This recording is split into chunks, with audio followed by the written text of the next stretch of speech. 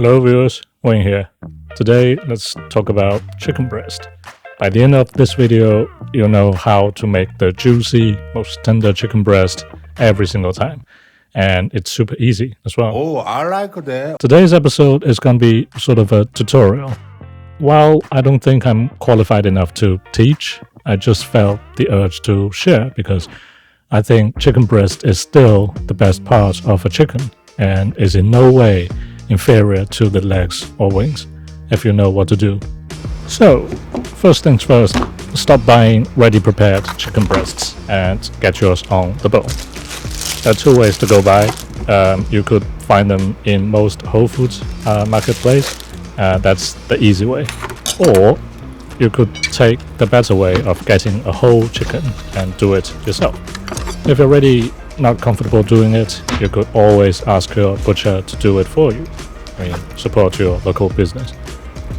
Like many cuts of meat, cooking on the bone makes a huge difference in terms of the final result. It's generally juicier and more tender.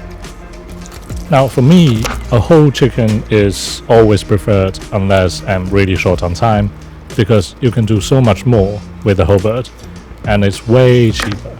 Like this whole bird cost me about the same as the two breasts from Whole Foods.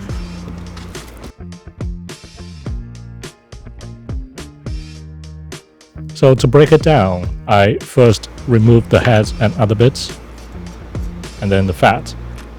Look at the beautiful yellow color. Then the gizzard, liver and heart. These innards could make a perfect appetizer. Just simply fry them pink in the rendered chicken fat with some herbs and a dash of cognac.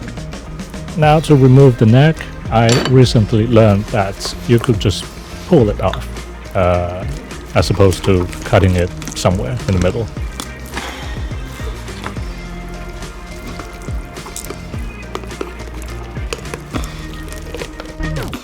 There.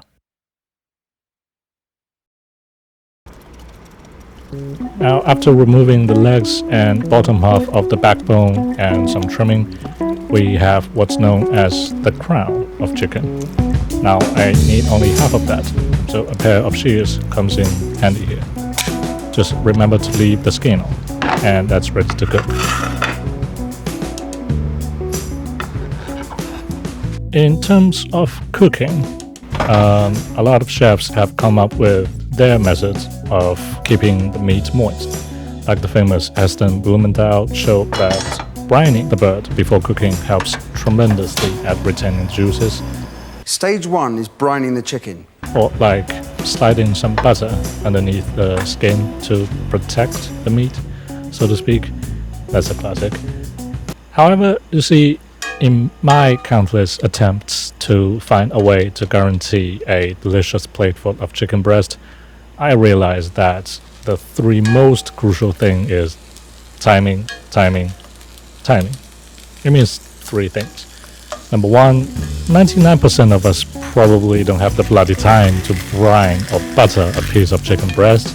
Like what, your 9 to 5 isn't stressful enough and you need some additional challenge when you get home? I mean, in a restaurant setting, sure, it makes perfect sense because you could batch prepare. But at home, No! God, please, no! No!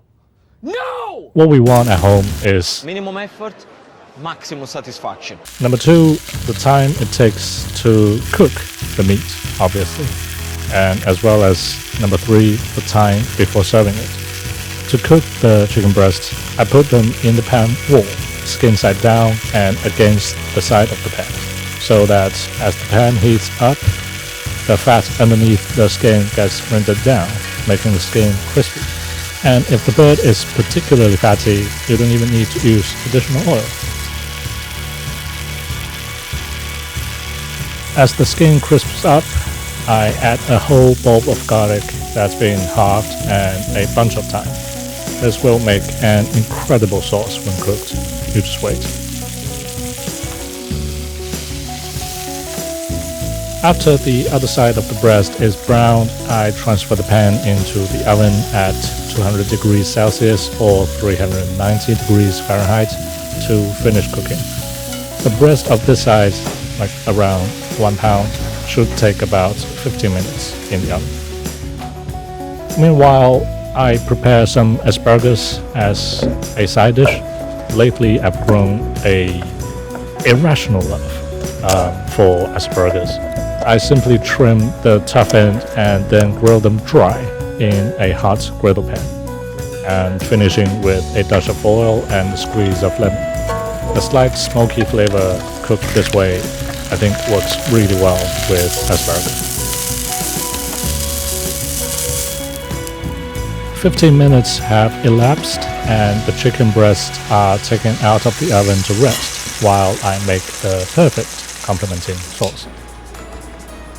You see the garlic? They are absolutely delicious now.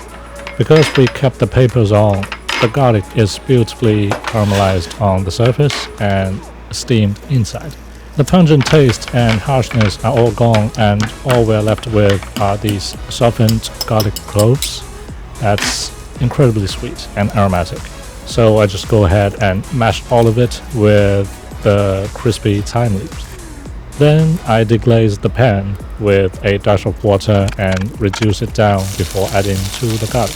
Now, depending on how much seasoning is left in the pan, you might want to add some salt and pepper to the garlic mixture because the meat itself won't be seasoned all the way through. At this point, the sauce is pretty much ready, and it doesn't have to be a sauce. You could spread it on some toast and make some amazing garlic bread, or you could add some extra virgin olive oil and toss with some pasta. But I'm gonna add some lemon juice to freshen it up. Also, I find that with lemon juice, you should always add a bit more than you think you need into something salty. Not enough lemon juice only makes it appear even saltier and not very acidic at all.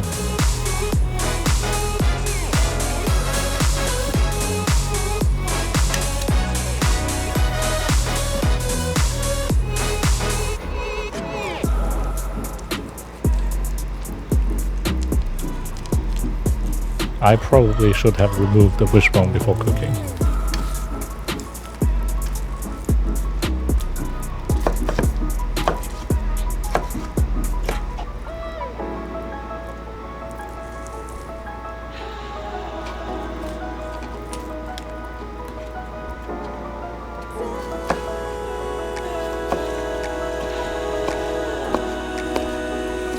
Just look at how juicy it is. So there you have it, the juicy, most tender and delicious chicken dinner you've probably ever had. And it's incredibly healthy too. A balanced meal, hardly any fat. If you are losing weight, say goodbye to the dreaded boiled chicken breast and broccoli and spend 20 minutes. Cook this instead. It'll make the process less insufferable. You're welcome. Alright, thanks so much for watching, and I hope you find this video useful. And from my experience, the meat is still somewhat moist, even after 2 days in the fridge and reheated. So it must have worked. Yeah, give it a go. I'll see you in the next one. Take care.